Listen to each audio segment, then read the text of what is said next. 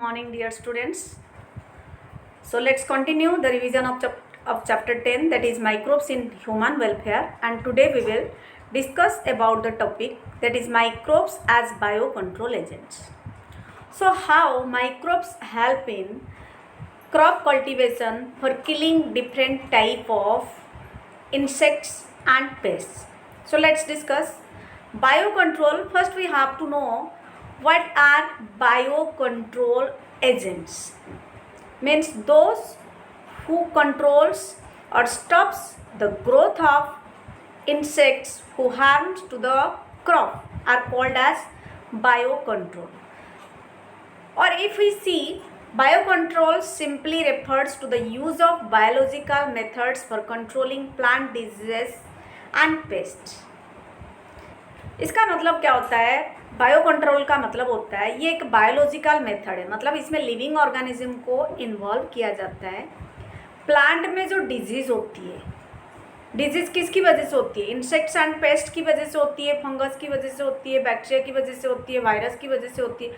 तो उनको कंट्रोल करने के लिए माइक्रोब्स का इसमें क्या रोल है? In modern society this problems have been tackled increasingly by the use of chemicals, by use of insecticides and pesticides. These chemicals are toxic and extremely harmful to human beings and animals alike and have been polluting our environment such as soil, ground, water. Fruits, vegetables and crop plants. Our soil is also polluted through our use of weedicides to remove weeds. तो समझते हैं ये क्या बोल रहा है। जैसे कि आपको पता है हमारी जो इंडिया है ये एक हाईली पॉपुलेटेड कंट्री है। सो इस हाईली पॉपुलेटेड कंट्री का फूड डिमांड को पूरा करने के लिए हमारे पास उतना कल्टीवेटेड लैंड नहीं है। क्यों? क्योंकि इंक्रीजिंग पॉपुलेशन के लिए फैक्ट्रीज एस्टैब्लिश हो रहे हैं, अर्बनाइजेशन हो रहे हैं, हाउसेस बन रहे हैं, तो जो कल्टीवेटेड लैंड है वो कम हो रहा है। तो वो कम कल्टीवेटेड लैंड में इतना ह्यूज पॉपुलेशन की फूड रिक्वायरमेंट को पूरा करने के लिए एक सिंगल लैंड से बहुत सारी क्रॉप उगाया जाता है, जिसकी वजह से अगर हम ट्रेडिशनल प्रोसीजर को यूज़ करेंगे, ट्रेडिशनल टेक्निक के ऊपर डिपेंड करेंगे तो वो काफ़ी नहीं होता है। ट्रेडिशनल टेक्निक मीन्स जो कि बहुत लंबा टाइम से हम करते आ रहे हैं, पुराने टाइम से करते आ रहे हैं, जैसे कि इंसेक्टिसाइड का यूज़ करना, पेस्टिसाइड का यूज़ करना, केमिकल का यूज़ करना, फर्टिलाइज़र का यूज़ करना। इससे क्या होता है, वो इंसेक्ट पेस्ट मर तो जाते हैं पर इनकी जो नेचर है वो नॉन बायोडिग्रेडेबल है। And it also contains a large amount of toxicants और टॉक्सिक्स। बहुत ज़्यादा अमाउंट में इसमें टॉक्सिक होती है। इंसेक्ट मरने के बाद भी वो टॉक्सिक सॉइल में प्रेजेंट होता है, क्रॉप फील्ड में प्रेजेंट होता है। एज ए रिजल्ट ये सॉइल को तो पोल्यूट करता ही करता है, साथ में बेनिफिशियल ऑर्गेनिजम्स को भी मार देता है और रेन वाटर के थ्रू वॉश होके रिवर में जाके पहुंचता है और पानी को भी पोल्यूट करता है। तो सिंपल लैंग्वेज में अगर हम देखेंगे, इंसेक्टिसाइड्स, पेस्टिसाइड्स, केमिकल्स, इनको यूज़ करने की वजह से ना कि ये सिर्फ ह्यूमन बींग को हार्म पहुंचाते बल्कि वाटर पोल्यूशन करते हैं, एयर पोल्यूशन करते हैं, ओवरऑल जो क्रॉप्स एंड वेजिटेबल्स होते हैं वो भी पोल्यूटेड हो जाता है। आपने सुना होगा बहुत सारे लोगों को स्टोन की शिकायत होती है या पेट में दर्द होती है, जबकि हम अच्छा खाना खा रहे हैं, अच्छे से धो रहे हैं, फिर भी उस क्रॉप वेजिटेबल से हमारे अंदर इन्फेक्शन कैसे जा रहा है। मैंने आपको बता दिया है कि ये नॉन बायोडिग्रेडेबल है, इनका डिग्रेडेशन होता ही नहीं है, बस इनका कॉन्सेंट्रेशन बढ़ते जाता है। जब हम एनवायरनमेंट चैप्टर पढ़े थे तब भी हमने देखा था कि कैसे ये टॉक्सिक्स हमारी बॉडी के अंदर इसकी जाने के बाद अमाउंट बढ़ता जाता है और लास्ट में हम बहुत सारे डेडली डिजीज़ से सफ़र करते हैं। सो आजकल साइंस का डेवलपमेंट के साथ साथ एग्रीकल्चर साइंस का भी बहुत ज़्यादा डेवलपमेंट हुआ है। सो ये जो traditional techniques of using pesticides and insecticides to control the plant disease and to control the growth of disease causing organisms including both microbes and large multicellular organisms. There are some techniques evolved are called as biological control of pest and disease. Means these techniques help करता है biologically, मतलब living organism को मारने के लिए living organism का use करना। तो इससे क्या होगा, जो बेनिफिशियल ऑर्गेनिज्म है वो जिंदा रह जाएंगे और जो हार्मफुल है वो मर जाएंगे। तो ये कैसे होता है, जो अभी हम डिस्कशन करेंगे वो है biological control of paste and diseases. इसके अंदर हम क्या देखेंगे कि कैसे जो फार्मर है वो इंसेक्टिसाइड पेस्टिसाइड छोड़ के जो इको फ्रेंडली टेक्निक्स है, यूजेस है, उसको वो अप्लाई कर रहा है अपने क्रॉप फील्ड में। So in agriculture there is a method of controlling pest that relies on natural predation rather than introduced chemicals. A key belief of the organic farming is that biodiversity furthers health. The more variety of landscape has, the more sustainable it is. The organic farmer therefore works to create a system where the insects that are sometimes called pests are not eradicated, but instead are kept at manageable levels by complex system of checks and balances within a living and vibrant ecosystem. Contrary to the conventional farming practices, which often use chemical methods to kill both useful and harmful life forms indiscriminately, this is a holistic approach that seeks to develop an understanding of the webs of interaction between the myriad of organisms that constitute the field fauna and flora. The organic farmer holds the view that the eradication of the creatures that are often described as pests is not only possible but also undesirable, for without them the beneficial, predatory and parasitic insects which depend upon them as food or host would not be able to survive. Thus, the use of biocontrol measures will greatly reduce our dependence on toxic chemicals and pesticides. An important part of the biological farming approach is to become familiar with the various life forms that inhabit the field, predators as well as pests, and also their life cycle patterns of feeding and the habits that they prefer. This will help develop appropriate means of biocontrol. So dear students, अभी जो paragraph मैंने आपके लिए पढ़ा, मैं already आपके साथ starting में ही डिस्कशन कर चुकी हूँ कि जैसे कि मैंने बताया था जो ट्रेडिशनल टेक्निक्स है क्रॉप फील्ड में क्रॉप ग्रो कराने की, पहले क्या करते थे फार्मर्स, इंसेक्ट पेस्ट को मारने के लिए सीधा केमिकल्स डालते थे या इंसेक्टिसाइड पेस्टिसाइड डालते थे। उससे क्या होता था, उससे वो कम्प्लीटली पेस्ट को या इंसेक्ट को इरेडिकेट मतलब कम्प्लीटली ख़त्म नहीं कर सकते थे, वो बच भी जाते थे। पर उसके साथ साथ क्या करते थे, जो हमने केमिकल्स या पेस्टिसाइड्स को डाला था वो पोल्यूट करता था। पर आजकल जैसे कि मैंने बोला बायो कंट्रोल एजेंट्स का यूज़ किया जा रहा है, ठीक है। बायो कंट्रोल को जो यूज़ किया जा रहा है वो किस हिसाब से यूज़ किया जा रहा है, इसमें पहले ये जाना जा रहा है कि इसका ग्रोथ का पैटर्न क्या है, मतलब इसका लाइफ साइकिल क्या है, ये कैसे खाता है, किसके ऊपर कौन सी क्रॉप को अफेक्ट करता है, या फिर इसका कौन सी हैबिटेट में ये रहना पसंद करता है। जैसे कि आपने सुना होगा अलग अलग जो हम क्रॉप उगाते हैं क्रॉप फील्ड में, सबके लिए एक ही टाइप का केमिकल का यूज़ नहीं किया जाता। अलग अलग केमिकल्स के लिए अलग अलग इंसेक्ट पेस्ट के लिए अलग अलग इंसेक्टिसाइड और पेस्टिसाइड का यूज़ किया जाता है। पर अभी जो हम बायो कंट्रोल एजेंट्स के बारे में पढ़ रहे हैं उसका यूज़ कैसे किया जाता है, पहले ये देखा जाता है कि उस क्रॉप को कौन सा पेस्ट इन्फेक्ट कर रहा है, अटैक कर रहा है, उसका पूरा का पूरा लाइफ हिस्ट्री पढ़ने के बाद उसके अगेंस्ट में जो बायो कंट्रोल एजेंट लाइक जो हम माइक्रोब्स के बारे में पढ़ रहे हैं उसको बनाया जाता है और उनके ऊपर यूज़ किया जाता है। इससे क्या होता है, ना सॉइल पोल्यूशन होता है, ना वाटर पोल्यूशन होता है, ना जो बेनिफिशियल ऑर्गेनिजम्स क्रॉप फील्ड में रह रहे होते हैं, सिर्फ हार्मफुल तो नहीं रहते, बेनिफिशियल ऑर्गेनिजम्स भी रहते हैं, उनका भी किल नहीं होता है। तो इसको कैसे कंट्रोल किया जाता है, तो यहाँ पे एक एग्जाम्पल दे रखा है, the very familiar beetle with red and black markings the ladybird. Ladybird के बारे में आपने सुना होगा, रेड और ब्लैक कलर का मार्किंग होता है, ये उड़ते रहते हैं, थोड़ा बहुत उड़ते हैं और ये क्रॉप को खा जाते हैं।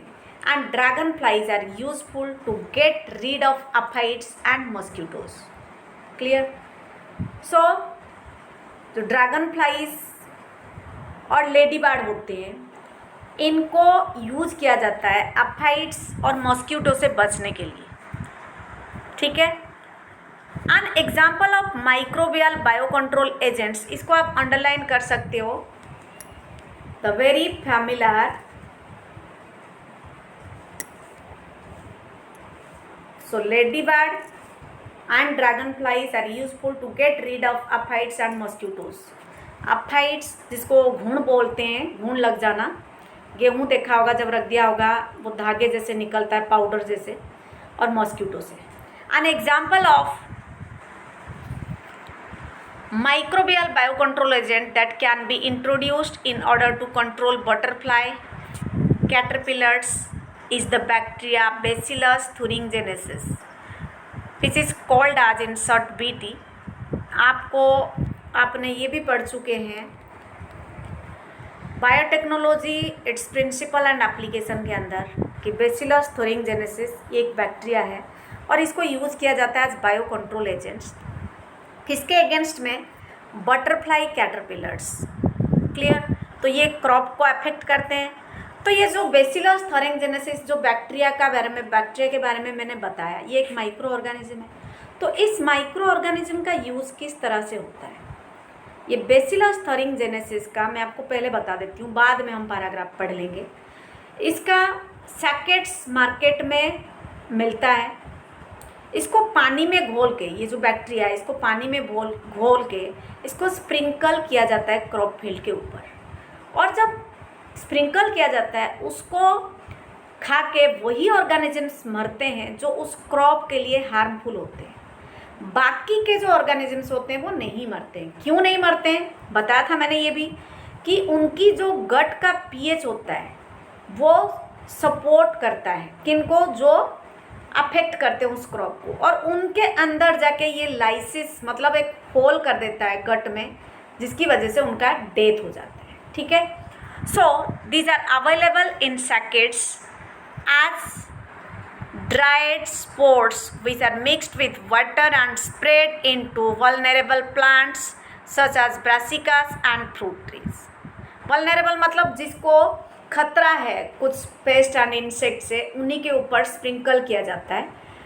Where these are eaten by the insect larva, in the gut of the larva the toxin is released and the larva get killed. समझ में आया? अगर लार्वा मर जाएगा तो ऑर्गेनिज्म नहीं बन पाएगा। इनडायरेक्ट डेवलपमेंट हो रहा था यहाँ पे कैटरपिलर का। ठीक है? So the bacterial disease will kill the caterpillars but leave other insects unharmed because of the development of methods of genetic engineering in the last decade। So the scientists have introduced Bacillus thuringiensis toxin genes into plants। ये तो था एक तरीका जो मैंने आपसे discussion किया कि ये जो बीटी है ये एक बैक्टीरिया है, इसको सैकेट्स में मार्केट में बेचा जाता है, पानी में घोल के उन क्रॉप के ऊपर छिड़का जाता है, स्प्रिंकल किया जाता है, स्प्रे किया जाता है, जो जिनको कुछ पर्टिकुलर इंसेक्ट से खतरा होता है। जैसे कि आपका मैंने बताया अभी कैटरपिलर की बात होगी, बटरफ्लाई एंड कैटरपिलर। तो ये जब उनको खाते हैं तो उनका लार्वा को ये किल कर देता है। अगर लार्वा मर जाएगा तो ऑर्गेनिज्म बढ़ ही नहीं पाएगा, उसका नंबर नहीं बढ़ पाएगा। ठीक है? अभी और एक बोल रहा है कि ये तो हो गया एक तरीका। दूसरे तरीका आजकल क्या किया जा रहा है, जो जीन मैनिपुलेशन किया जा रहा है, जो डिजायरेबल जीन से वो मैनिपुलेट किया जाता है। Development of methods of genetic engineering in the last decade Also, the scientists have introduced Bacillus thuringiensis toxin genes into plants. इसका मतलब प्लांट में ही इस जीन को डाल दिया, तो जब वो प्लांट को इन्फेक्ट करेगा, अटैक करेगा कोई इंसेक्ट पेस्ट, तो क्या होगा, वो अपने आप ही मर जाएगा। तो प्लांट में ही रेजिस्टेंस कैपेसिटी क्रिएट करना, तो यहाँ पे प्लांट में जो रेजिस्टेंस कैपेसिटी क्रिएट किया वो कौन किया, बैक्टीरिया किया। तो बैक्टीरिया क्या है, एक माइक्रो ऑर्गेनिज्म से। तो माइक्रो ऑर्गेनिज्म कैसे हेल्प कर रहा है हमें आज बायो कंट्रोल एजेंट, इंसेक्ट और पेस्ट को कंट्रोल करने के लिए। Such plants are resistant to attack by insect pest. So एक एग्जाम्पल यहाँ पे आपका बीटी कॉटन दिया है, मैंने कई सारे एग्जाम्पल दिए थे आपको, बीटी टोमेटो, अभी न्यूली इंट्रोड्यूस्ड हुआ है बीटी ब्रिंजल, ठीक है। तो मतलब ये वो पर्टिकुलर प्लांट्स है जिसमें बेसिलस थरिंजिएनेसिस टॉक्सिन जीन को इंट्रोड्यूस कराया गया है। क्लियर है। सो ये जो BT cotton, BT tomato, BT brinjal, ये अलग अलग प्लांट्स के बारे में बताया। हमारी कंट्री में अलग अलग पार्ट्स में इसका क्या किया जा रहा है, इसका यूज़ किया जा रहा है, ठीक है। So a biological control being developed for use in the treatment of plant disease in the fungus Trichoderma. Trichoderma सुना है आपने, डिजीज वाले चैप्टर में हमने डिस्कशन किया था। Trichoderma, Microsporum, Trichoderma polysporum. So Trichoderma species are free living fungi that are very common in the root ecosystem. ठीक है, रूट इकोसिस्टम मतलब इनको प्लांट के रूट में रहना पसंद है और ये फ्री लिविंग है। They are effective biocontrol agents of several pathogens. तो ये जो ट्राइकोडर्मा है इसको भी इंट्रोड्यूस कराया जा रहा है आजकल प्लांट के अंदर, क्योंकि ये बायोकंट्रोल एजेंट का काम करता है बहुत सारे प्लांट पैथोजेंस के लिए। बैक्यूलोवायरसेस, जिसका जिनस क्या है, न्यूक्लियोपॉलीहेड्रोवायरस, सुना होगा आपने, मैं नहीं बताया था, कोई नहीं, दोबारा डिस्कशन करते हैं। Baculoviruses are pathogens that attack insects and other arthropods. ये एक वायरस है, हमने स्टार्टिंग में पढ़ा था वायरस बेनिफिशियल नहीं होता है, पर यहाँ पे ये जो बैक्यूलो वायरस है जिसका जिनस न्यूक्लियोपॉलीहेड्रोवायरस है, ये वाला क्वेश्चन 1 नंबर में पूछेगा। Baculovirus are pathogens that attack insects. The majority of baculoviruses used as biocontrol agents are come from genus Nucleopolyhedrovirus. Baculoviruses are the pathogens that attack insects and other organisms or other pests or arthropods. The majority baculovirus are used as biocontrol agents are in the genus nucleopolyhedrovirus. मतलब इस genus के अंदर बहुत सारे species ऐसे हैं जो कि बेस्ट बायोलॉजिकल कंट्रोल एजेंट है, बेस्ट बायो कंट्रोल एजेंट्स है। किसके अगेंस्ट में, इंसेक्ट्स एंड आर्थ्रोपोड्स के अगेंस्ट में। आर्थ्रोपोड्स जैसे कि ग्रासोपर हो गया, ग्रासोपर अभी आपने टिड्डी के बारे में सुना होगा न्यूज़ चैनल वगैरह में कि कैसे क्रॉप को खा जाते हैं। तो जो प्लांट में ये जीन को इंट्रोड्यूस कराया होगा, जो न्यूक्लियोपॉलीहेड्रोवायरस के स्पीसीज जैसे कि बैक्यूलोवायरस की बात मैंने किया, तो उन क्रॉप को वो खाते ही वो खुद मर जाएंगे, ठीक है। So these viruses are excellent candidates for species-specific narrow-spectrum insecticidal applications. They have been shown to have no negative impacts on plants, mammals, birds, fish or even on non-target insects. इसका मतलब ये सिर्फ उसी पर्टिकुलर इंसेक्ट या paste को या arthropods को किल करता है जो वो डिजीज कॉज कराते हैं। अदरवाइज इसका कोई भी नेगेटिव इम्पैक्ट या फिर ये नॉन टारगेट इंसेक्ट को कभी भी किल नहीं करता है। So this is specially desirable when beneficial insects are being conserve to aid in an overall integrated pest management. IPM का फुल फॉर्म भी आपको याद रखना है। IPM मतलब होता है इंटीग्रेटेड पेस्ट मैनेजमेंट प्रोग्राम, और when an ecologically sensitive area is being treated. तो ओवरऑल इसमें से हमने जिन जिन माइक्रो ऑर्गेनिज्म के बारे में पढ़ा उनके बारे में एक बार और रिकॉल करते हैं, और क्यों माइक्रोब्स को आजकल ज़्यादा से ज़्यादा आज बायो कंट्रोल एजेंट के तरह यूज़ किया जा रहा है। जैसे मैं डेली आपको बोलती हूँ कि 5 क्वेश्चंस बनाओ या 10 क्वेश्चंस बनाओ, तो आप लोग क्या करते हो, एक एक नंबर वाले 2 नंबर वाले बनाते हो। थोड़ा सा दिमाग खुद का भी लगाओ, 5 नहीं 25 क्वेश्चन बन सकते हैं। ओवरऑल अगर पूछा जाएगा which microbes are involved in the topic of bio control agent, तो यहाँ पे बैक्टीरिया भी इन्वॉल्व हुआ, बेसिलस थोरिंजेनेसिस, फंगी भी यूज हुआ, ट्राइकोडर्मा, और अभी वायरस के बारे में हमने पढ़ा। कौन सी वायरस? बैक्यूलो वायरस, जो बिलोंग करता है from the genus nucleopolyhedrovirus. फिर बीटी का यूज कैसे होता है, ये भी एक क्वेश्चन हो सकता है। ठीक है, बीटी का यूज कैसे हो सकता है? 2 तरह से यूज हो सकता है। एक तो वो सैकेट में अवेलेबल है, और दूसरा बीटी जीन जो टॉक्सिन जीन है उसको प्लांट में इंट्रोड्यूस किया जाता है।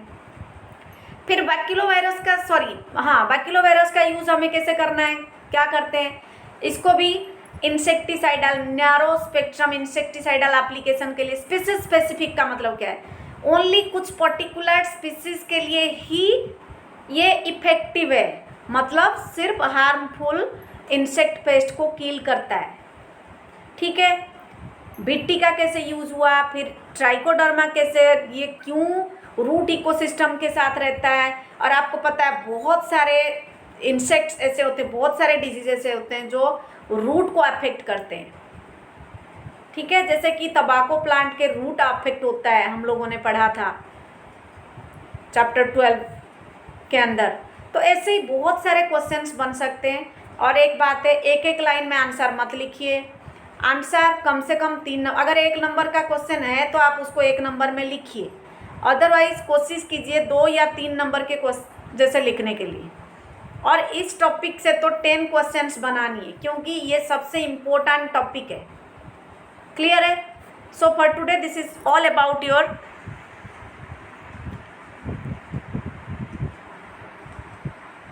topic. So in our next class we will discuss about microbes as biofertilizers.